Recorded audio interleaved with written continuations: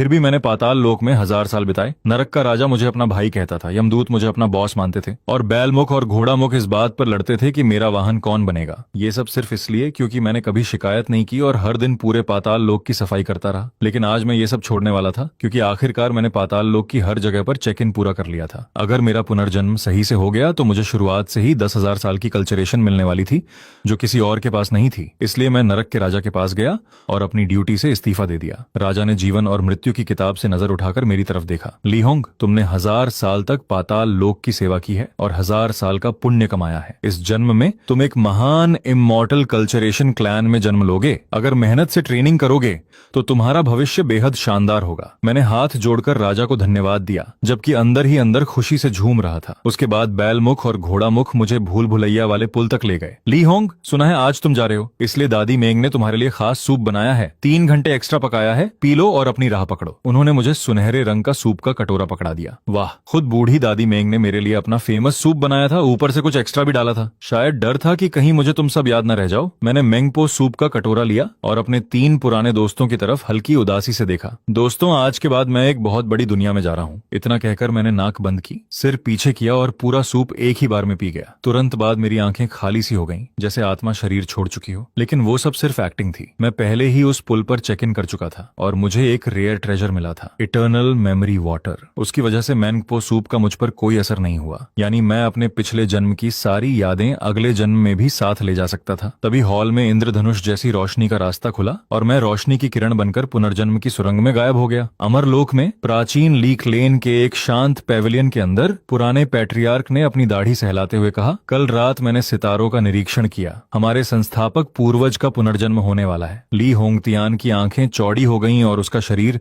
Excitement से कांप उठा। क्या ये सच है? ली क्लैन में एक कहानी मशहूर थी कि 1 लाख साल पहले ली परिवार में एक बेमिसाल प्रतिभाशाली महिला थी, जिसने अपनी एक्स्ट्रॉर्डनरी टैलेंट से दुनिया की सबसे ऊंची सीमा छू ली थी। किसी अज्ञात कारण से उस एम्प्रेस ने पुनर्जन्म का चक्र चुना था और 100 जन्मों के बाद फिर से ली क्लैन में लौटने वाली थी। अगर मेरा अनुमान सही है तो वो अभी तुम्हारी पत्नी के गर्भ में है। ये सुनते ही ली होंगतियान के होश उड़ गए। हमारी संस्थापक पूर्वज मेरी पत्नी के गर्भ में? वो तुरंत कमरे की तरफ भागने ही वाला था कि पैट्रियार्क भी खड़े हो गए। मैं भी चलता हूँ, इन बूढ़ी हड्डियों को भी थोड़ा चलने की जरूरत है। उधर मैं अभी भी गर्भ के अंदर खुद से खुश हो रहा था। वाह, दोबारा जिंदगी मिलना कितना अच्छा है।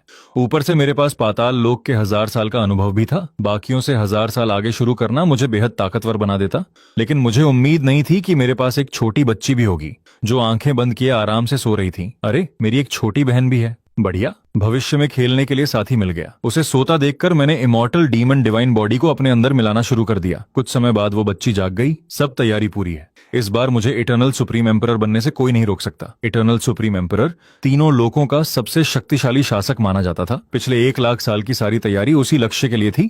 इस जन्म में उसे पूरा भरोसा था कि वो सबसे ऊपर पहुंचेगी। ली चेनशी ने मेरी तरफ देखा। इस जन्म में मेरा एक छोटा भाई भी है। पलक झपकते आधा महीना बीत गया। डिलीवरी रूम में कई दाइयां व्यस्त थीं। तभी अंदर से आवाज आई, बधाई हो क्लैन लीडर, एक बेटी हुई है। बाहर खड़े लोगों ने राहत की सांस ली। वहां मौजूद लोगों में सिर्फ क्लैन लीडर और पैट्रियार्क को ही फाउंडिंग एंसेस्टर के लौटने की सच्चाई पता थी। बाकी सब इसे एक सामान्य जन्म समझ रहे थे। तभी आसमान में जोरदार धमाका हुआ। सुनहरे बादलों ने 10,000 मील तक आसमान ढक लिया। आसमान में एक विशाल दरार खुली और उसमें से बैंगनी ऊर्जा निकलने लगी। उस ऊर्जा के आते ही पूरे लीक लेन पर भारी दबाव छा गया। कमजोर कल्टीवेटर्स तो सांस तक नहीं ले पा रहे थे। तभी बच्ची अचानक हवा में उड़ गई और आसमान की उस बैंगनी ऊर्जा को एब्जॉर्ब करने लगी। हर लहर के साथ उसकी लाइफ फोर्स और मजबूत होती जा रही थी। सब लोग ये दृश्य देखकर दंग रह गए। ली होंगतियान ने कांपते हुए आसमान की तरफ देखा। मुझे यकीन नहीं हो रहा, फाउंडिंग एंसेस्टर के पुनर्जन्म ने प्राइमोर्डियल वायलेट एनर्जी तक बुला ली। आखिर कैसी टैलेंट चाहिए इसके लिए। लेकिन जैसे ही बच्ची ने सारी वायलेट एनर्जी एब्जॉर्ब की, कमरे से फिर बच्चे के रोने की आवाज आई। दाई ने बाहर आकर कहा, बधाई हो क्लैन लीडर, एक बेटा हुआ है। ली होंगतियान खुशी से झूम उठा। उसके लिए ये खुशी फाउंडिंग एंसेस्टर के लौटने से भी ज्यादा थी, क्योंकि चाहे फाउंडिंग एंसेस्टर कितनी भी महान हो, भविष्य में उसे फिर भी उनका सम्मान करना पड़ता। लेकिन ये बेटा उसकी असली विरासत आगे बढ़ाने वाला था। वो सोच ही रहा था कि आसमान फिर गरजा। इस बार आवाज पहले से भी ज्यादा भयानक थी। आसमान में 1 लाख मील लंबी दरार खुल गई। उसमें से विशालकाय दैत्य, अमर देवता और भयानक डीमन गॉड्स बाहर आने लगे। पूरा आसमान इमॉर्टल्स और डीमन से भर गया। उनकी टेरिफाइंग ऑरा से धरती और आसमान कांप उठे। पुराने पेट्रियार्क ने ऊपर देखा और उनकी आंखें कांप उठी। ओह नहीं, इमॉर्टल्स और डीमंस डीमंस एक साथ उतर आए? क्या महान इमॉर्टल डीमंस युद्ध शुरू होने वाला है? सब जानते थे कि इमॉर्टल्स और डीमंस जन्मजात दुश्मन होते हैं। अगर वो साथ आए हैं तो जरूर कोई बड़ी मुसीबत आने वाली है। फिर पैट्रियार्क की नजर कमरे की तरफ गई। फाउंडिंग एम्प्रेस की टैलेंट इतनी खतरनाक है कि इमॉर्टल्स और डीमंस भी उसे बर्दाश्त नहीं कर पा रहे। उन्हें लगा कि तीनों लोग उसकी शक्ति को स्वीकार नहीं कर पा रहे और उसे खत्म करने के लिए सब इकट्ठा हुए हैं। तभी कमरे की छत टूट गई। मैं हवा में उड़ता हुआ बाहर निकल आया। मैंने आसमान में मौजूद काउंटलेस इमॉर्टल्स और डीमंस को देखा और हंस पड़ा। अगले ही पल आसमान और धरती कांप उठे। दसियों हजार इमॉर्टल्स और डीमंस मेरे सामने घुटनों पर झुक गए। पूरा दृश्य सांस रोक देने वाला था। 1 लाख मील के दायरे में मौजूद हर इंसान ये नजारा देख रहा था। लीक लेन के लोग पूरी तरह स्तब्ध रह गए। ये क्या हो रहा है? इतने सारे इमॉर्टल्स और डीमंस एक न्यूबॉर्न के सामने क्यों झुक रहे हैं? कोई सोच भी नहीं सकता था कि कैसी टैलेंट जन्म लेते ही इमॉर्टल्स और डीमंस को झुकने पर मजबूर कर सकती है। पुराने पेट्रियार्क तक डर से कांप उठे, लेकिन अपने अनुभव से उन्होंने अंदाजा लगा लिया, इस बच्चे के पास जरूर बेहद खतरनाक डिवाइन बॉडी है, तभी इमॉर्टल्स और डीमंस उसके सामने झुक रहे हैं। अब उन्हें समझ आया कि असली टेरिफाइंग टैलेंट क्या होती है। ली होंगतियान खुशी से पागल हो चुका था। हा हा हा हा, मेरा बेटा सुप्रीम एम्परर बनने लायक है। एक बच्ची जिसने प्राइमोडियल वायलेट एनर्जी बुला ली, और एक बेटा जिसके सामने हजारों इमॉर्टल्स और डीमंस झुक गए। दोनों बच्चों की टैलेंट आसमान छू रही थी। ली होंगतियान ने पूछा, पेट्रियार्क, कहीं आपसे गलती तो नहीं हुई? क्या पता फाउंडिंग एंसेस्टर यही लड़का हो? पेट्रियार्क ने सिर हिलाया। नहीं, लड़की ही फाउंडिंग एंसेस्टर है। हमारे रिकॉर्ड्स बिल्कुल साफ हैं। उनका नाम डॉन एम्प्रेस चेनेशी था। ये नाम सुनते ही कई एल्डर्स को उनकी कहानी याद आ गई। एंसेस्ट्रल हॉल के सामने आज भी उनकी विशाल मूर्ति खड़ी थी। गलती की कोई संभावना नहीं थी। ली होंगतियान का दिमाग घूम गया। 1 लाख साल तैयारी करने के बाद भी फाउंडिंग एंसेस्टर एक न्यूबॉर्न लड़के से पीछे रह गई। अगर उसे पता चला तो शायद गुस्से से दोबारा मर जाए। कमरे की छत में बड़ा सा छेद हो चुका था, इसलिए बाहर का पूरा नजारा साफ दिखाई दे रहा था। ली चेनशी अपने कपड़ों में लिपटी हुई आसमान में मौजूद काउंटलेस इमॉर्टल्स और डीमंस को देख रही थी। उसकी आंखें हैरानी से लगभग बाहर निकल आई थीं। क्या ये eternal immortal demon divine body हो सकता है? पिछले 1 लाख सालों में उसने काउंटलेस एंशिएंट टेक्स्ट्स पढ़े थे। उसे पता था कि तीनों लोकों में 36,000 तरह के कल्टीवेशन फिजिक्स मौजूद हैं, और उनमें सबसे ऊपर था eternal immortal demon divine body. इस डिवाइन बॉडी के साथ कोई भी इंसान इमॉर्टैलिटी या डीमैनिक आर्ट्स दोनों में सबसे ऊंची सीमा तक पहुंच सकता था। मेरे छोटे भाई के पास सच में eternal immortal demon divine body है। ये सोचकर उसके चेहरे पर कड़वी मुस्कान आ गई। उसने कभी नहीं सोचा था कि 1 लाख साल की तैयारी के बाद भी वो जन्म लेते ही हार जाएगी, और वो भी इतनी बुरी तरह। ठीक है, फिजिक में मैं हार गई, लेकिन भविष्य में मेरी अचीवमेंट्स तुमसे ज्यादा होंगी। ली चेनशी ने इस जीवन के लिए 1 लाख साल तैयारी की थी। प्राइमोडियल एम्परर फीटस और सुप्रीम एम्परर वैली तो बस शुरुआत थी। उसके पास अभी भी कई पावरफुल ट्रेजर्स और मौके बाकी थे, और सबसे बड़ी चीज थी उसका 1 लाख साल का कल्टीवेशन एक्सपीरियंस। कोई न्यूबॉर्न बच्चा उससे मुकाबला नहीं कर सकता था। ये सोचकर उसे थोड़ा सुकून मिला। उसी समय मैंने बेडरूम में चेक इन किया और मुझे मिस्टिक स्पिरिट लिक्विड की एक बॉटल मिली। कमरे में कोई नहीं था, इसलिए मैंने तुरंत जेड बॉटल उठाई और पूरा लिक्विड पी गया। कुछ ही देर में पूरी बॉटल खाली हो गई। मिस्टिक स्पिरिट लिक्विड अब्सॉर्ब करने के बाद मैं काफी सेटिस्फाइड महसूस कर रहा था। ये शरीर मेरी उम्मीद से कहीं ज्यादा पावरफुल था। बॉटल में थोड़ा लिक्विड बचा हुआ था। मैंने अपनी छोटी बहन की तरफ देखा, उंगली लिक्विड में डुबोई और उसके मुंह में लगा दी। उसकी सिकुड़ी हुई भौहें धीरे धीरे शांत हो गईं और वो गहरी नींद में सो गई। तभी कमरे का दरवाजा खुला और एक आदमी, एक औरत और सफेद भौहों वाला बूढ़ा अंदर आए। फाइंडिंग एम्प्रेस ने 9 चमकते सूर्यों वाले दिन पुनर्जन्म चुना था ताकि उसे ब्लेसिंग मिल सके। हमें उनकी ब्लेसिंग रिचुअल पूरी करने में मदद करनी होगी। इतना कहकर बूढ़े ने 3 फीट बड़ा स्पिरिट जेड निकाला। लियू मेंगलान ने उसमें से निकलती स्पिरिचुअल एनर्जी महसूस की और चौंक गई। इतना बड़ा स्पिरिट जेड मैंने कभी नहीं देखा। स्पिरिट जेड नर्चरिंग स्टोन एक जेंटल स्पिरिचुअल ट्रेजर था। अगर किसी बच्चे को उसके पास रखा जाए तो धीरे धीरे उसका शरीर बदलकर उसे जीनियस बना देता था। मैंने अपने कपड़ों में पड़े पड़े उस बड़े स्पिरिट जेड को देखा और दिल खुशी से उछल पड़ा। इतना बड़ा ट्रेजर, अब तो राजा जैसी जिंदगी होगी। लेकिन अगले ही पल मैंने देखा कि मेरी छोटी बहन को स्पिरिट जेड के बिल्कुल बीच में लिटाया गया था। मेरी टैलेंट ज्यादा स्ट्रांग है, फिर पहले अब्सॉर्ब वही क्यों करेगी? क्या पिताजी को लगता है मैं उनका असली बेटा नहीं हूँ? स्पिरिट जेड रखने के बाद क्लैन लीडर और पेट्रियार्क चले गए। कमरे में सिर्फ लियू मेंगलान रह गई, जो दोनों बच्चों का ध्यान रख रही थी। मुझे आंखें बंद किए लेटा देखकर वो भी बिस्तर पर लेट गई और आराम करने लगी। जैसे ही उसकी सांसें स्टेडी हुई, मैंने आंखें खोल दी। मेरी नजर स्पिरिट जेड पर टिक गई।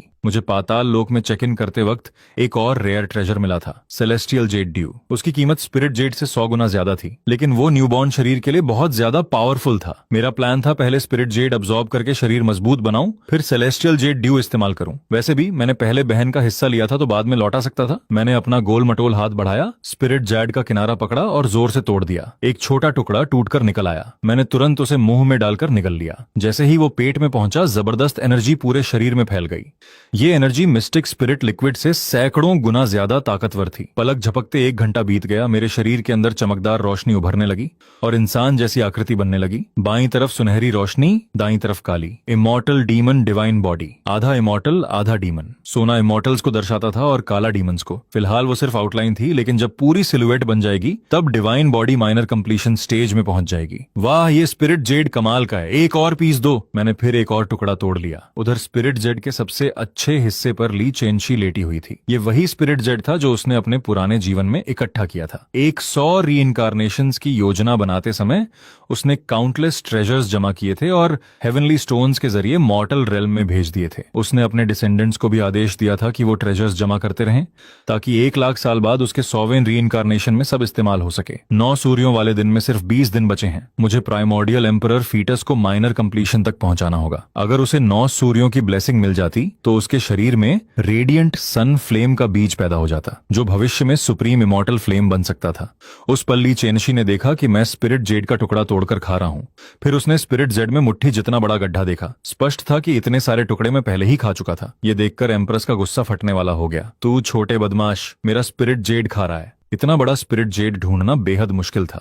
वो उसी के भरोसे अपने प्राइमोर्डियल एम्परर फीटस को पूरा करने वाली थी, लेकिन अब जितना मैं खाता उतना उसका हिस्सा कम हो रहा था। ये तो सीधी चोरी थी। एक पूर्व एम्प्रेस होने के नाते वो ये सब चुपचाप नहीं देख सकती थी। उसने हाथ बढ़ाकर मेरे कंधे को जोर से धक्का दिया। धक्का ज्यादा स्ट्रांग नहीं था, लेकिन मेरा शरीर फिर भी पलट गया। मैं तुरंत जाग गया। हैं? ये क्या हो रहा है? मेरी छोटी बहन इतनी शरारती क्यों है? न्यूबॉर्न बॉडीज अभी डेवलपिंग स्टेज में होते हैं। चाहे शरीर कितना भी स्ट्रांग हो, ये बात नहीं बदलती। ली चेनशी मुझे घूरने लगी। उसकी आंखें साफ कह रही थीं, ये स्पिरिट जेड मेरा है, इसे खाने के बारे में सोचना भी मत। फिर उसने खुद स्पिरिट जेड का छोटा सा टुकड़ा तोड़ा और मुंह में डाल लिया। ये देखकर मैं अंदर ही अंदर हंस पड़ा। वाह, छोटी बहन काफी स्मार्ट है। मेरी कॉपी करके स्पिरिट जेड खा रही है। ठीक है, फिर देखते हैं कौन ज्यादा तेजी से खाता है। और फिर दोनों बच्चों के बीच खाने की कंपटीशन शुरू हो गई। एक के बाद एक स्पिरिट जेड के टुकड़े टूटते गए। लियू मैंगलान की नींद खुली और उसने दोनों बच्चों को स्पिरिट जेड खाते देखा। उसकी हालत खराब हो गई। हे भगवान, ये स्पिरिट जेड खा रहे हैं। हालांकि स्पिरिट जेड की एनर्जी जेंटल थी, लेकिन उसे सीधे खाना बेहद खतरनाक था। एनर्जी शरीर के अंदर फट सकती थी, मेरिडियंस को खराब कर सकती थी, यहाँ तक कि शरीर फट भी सकता था। लेकिन दोनों बच्चों को देखकर ऐसा कुछ नहीं हुआ। उल्टा उनके शरीर और मजबूत होते जा रहे थे। अब उसे समझ आया कि इन दोनों की ताकत उसकी सोच से कहीं ज्यादा है। मेरे प्यारे बेटे, खाओ। उसने खुद स्पिरिट जेड के छोटे छोटे टुकड़े तोड़कर मेरे पास रख दिए। मैं खुशी से मुस्कुराने लगा। दुनिया में माँ जैसा कोई नहीं होता। ये बात बिल्कुल सही थी। उधर पिताजी तो साफ साफ छोटी बहन का पक्ष ले रहे थे। ली चेनशी गुस्से से जल उठी। ये मेरा स्पिरिट जेड है और तुम उसी छोटे बदमाश की मदद कर रही हो। लेकिन ये सब वो सिर्फ मन में ही कह सकती थी। बाहर से वो सिर्फ एक न्यूबॉर्न बच्ची थी। वो बस बेबस होकर देख सकती थी कि उसका ट्रेजर धीरे धीरे मुझसे छीना जा रहा है। 2 दिन बीत गए। पहले बिल्कुल चौकोर दिखने वाला स्पिरिट जेड अब आधे से ज्यादा गायब हो चुका था। ज्यादातर हिस्सा मैं खा चुका था, जबकि ली चेनशी ने बहुत कम हिस्सा अब्सॉर्ब किया था।